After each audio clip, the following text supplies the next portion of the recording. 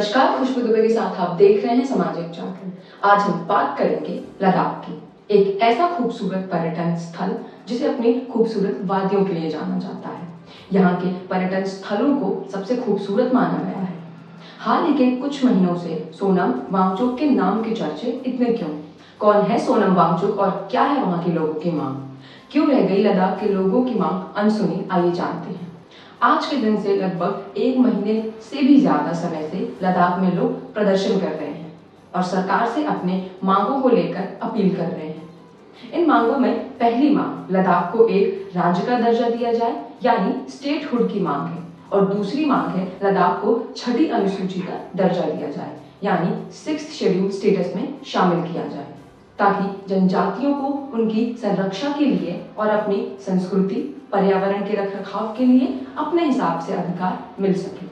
लद्दाख के इस प्रदर्शन के अहम चेहरे हैं सोनम वांगचुक, जो एक कामयाब एक्टिविस्ट हैं। उन्होंने पहले भी लद्दाख में कई महत्वपूर्ण काम किए हैं और उन्हें इसके लिए सम्मानित भी किया गया है। अब इन मांगों के साथ लद्दाख के लोगों की मदद के लिए फिर से सामने आए हैं।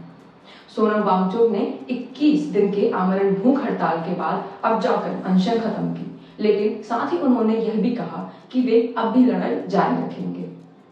लद्दाख में यह मांग कैसे शुरू हुई और इसके पीछे की कहानी क्या है?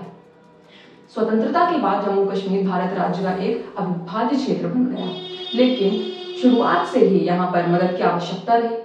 कश्मीर वैली में मेजॉरिटी सुन्नी मुस्लिम कम्युनिटी रहती है, वहीं जम्मू घाटी की बात करें तो वहाँ हिंदू मेजॉरिटी कम्युनिटी पाई जाती है, और लद्दाख की बात करें तो यहाँ पर टिबेटन बुद्धिस्ट मेजॉरिटी पाई जाती है। इस तरह से अगर देखें तो जम्मू कश्मीर में 3 अलग तरह के क्षेत्र हैं, संस्कृति है और पर्यावरण भी भिन्न है। इसी के चलते लद्दाख में लोगों को हमेशा से एक अलग स्पेशल कंसिडरेशन चाहिए था, अपनी संस्कृति को सुरक्षित रखने के लिए और लद्दाख के इकोसिस्टम को बैलेंस रखने के लिए। लद्दाख में 57% जनसंख्या अगर बताएं तो ट्राइबल है, जिसकी अंदाजन पॉपुलेशन करीबन 3 लाख है। ये बात तब बिगड़नी शुरू हुई जब धारा 370, जो कि स्वतंत्रता के बाद जम्मू कश्मीर पर लागू की गई थी, उसे एक स्पेशल स्टेटस देने के लिए उसे 2019 में हटा दिया गया। सरकार के इस बड़े फैसले के बाद कश्मीर और लद्दाख को 2 अलग यूनियन टेरिटरीज में बांट दिया गया। लद्दाख को अलग होने के बाद उसकी अलग होने की मांग तो पूरी हो गई, लेकिन वह एक बिना लेजिस्लेचर वाला यूनियन टेरिटरी बना, जहां कश्मीर के पास दिल्ली की तरह अपनी लेजिस्लेचर है, जहां कश्मीर आगे चल के अपनी सरकार बनाकर सीएम का चुनाव कर सकता है। वहीं लद्दाख के पास ऐसे कोई विकल्प नहीं है।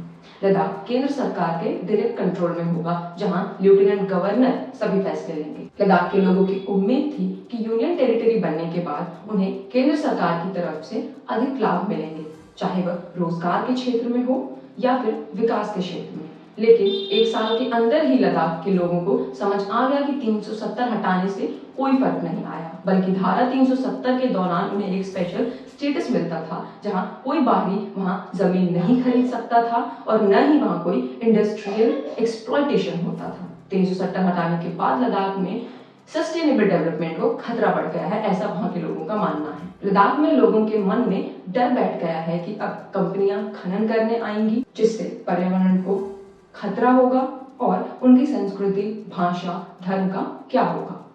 लद्दाख में विकास कम है। दूसरे पहाड़ी इलाकों के मुकाबले अगर लद्दाख की बात करें तो उस पर कम ध्यान दिया जाता है, और अगर विकास होता भी है तो सस्टेनेबल डेवलपमेंट नहीं, ऐसा भी वहां के लोगों का मानना है। इसलिए वह शेड्यूल 6 के जरिए ऑटोनॉमी चाहते हैं। जी हाँ, जिससे वह अपने सेल्फ डिजाइन डेवलपमेंट मॉडल्स की मदद से लद्दाख के इलाकों में क्लाइमेट का ध्यान रख सके और इसी के साथ विकास करें, जो कि इस समय मुमकिन नहीं है। अगली समस्या वॉल्यूम टूरिज्म को लेकर है। वॉल्यूम टूरिज्म की वजह से लद्दाख में कार्बन और गर्मी दोनों बढ़ती है, और यह वहां के वातावरण के लिए सही नहीं। इससे ग्लेशियर्स जल्दी मेल्ट होंगे और पानी की दिक्कतें आएंगी, जैसा कि अभी हो रहा है। लद्दाख के लोग किसी भी हालत में अपने क्लाइमेट के साथ अपनी संस्कृति और क्षेत्र की पहचान और जनजाति की सुरक्षा करना चाहते हैं। वह शेड्यूल 6 की मदद से यहाँ की जनजातियां भूमि, कृषि, जल जैसे व्यक्तिगत कानूनों पर अपना कानून बना सकें, और जिससे वह अपनी संस्कृति और पर्यावरण दोनों का संरक्षण कर सकें, ऐसा चाहते हैं। लद्दाख के लोगों की अगली मांग सेपरेट पब्लिक सर्विस कमीशन की है, जो उनके लिए रिजर्व जॉब अपॉर्चुनिटी क्रिएट करेगा। इससे लद्दाख में अनएम्प्लॉयमेंट की यानी कि बेरोजगारी की समस्या का हल होगा।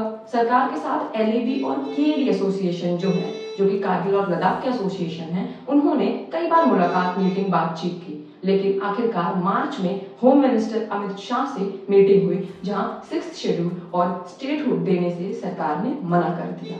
और इसके बाद सोनम वांगचुक ने 21 दिन का आमरण अनशन शुरू किया। अब सवाल उठता है कि क्यों नहीं सरकार लद्दाख को शेड्यूल 6 का हिस्सा बना देती। इसके कई कारण हैं, जैसे कि शेड्यूल 6 सिर्फ नॉर्थ ईस्ट स्टेट के लिए है। संविधान में बदलाव के लिए लंबे प्रावधान हैं, जिनमें समय लगेगा।